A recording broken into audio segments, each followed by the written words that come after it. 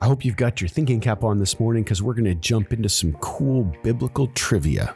At least I think it's cool. In the middle of the Old Testament, we've got this book of Psalms with 150 poems or songs written by many different authors over quite a broad span of time. And these songs and poems have different reasons, different purposes, and in the ancient world, they would have been used in different ways. I want to look particularly at a group called Psalms of Communal Lament.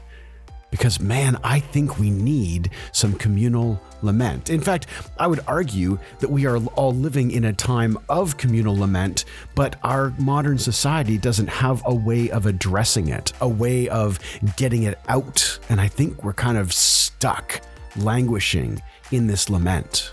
So much has changed over the last couple of years, not just because of COVID, but the way our world works has changed. There are things that we have learned that we can't unlearn.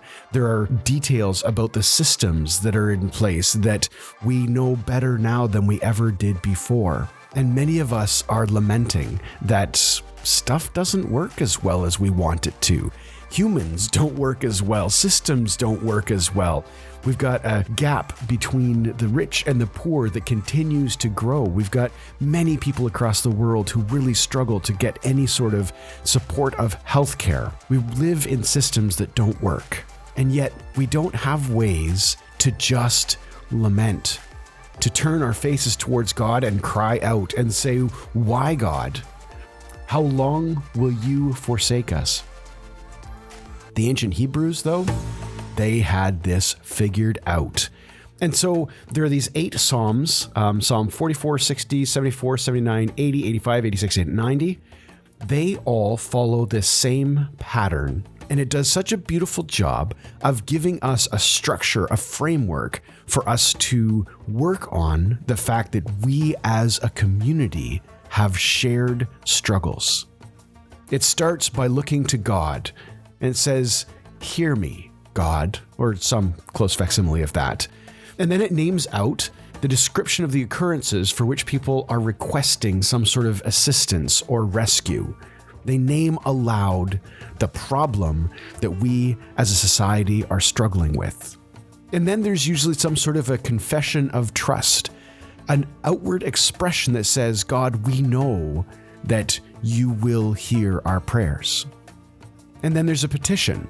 And I think this is maybe where we as modern Christians, we kind of step a little shy of this, because the ancient Hebrews were very specific about what they wanted God to do on their behalf.